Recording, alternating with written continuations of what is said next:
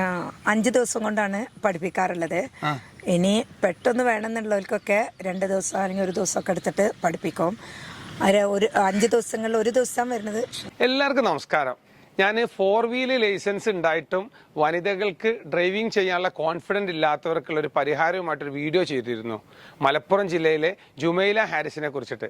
അപ്പോൾ പ്രത്യേകം ശ്രദ്ധിക്കുക, ഒരുപാട് ആളുകൾ കമൻറ്റ് ചെയ്തു എൻ്റെ അടുത്ത് ഇവരെ വിളിച്ചിട്ട് കിട്ടുന്നില്ല എന്നുള്ളത്.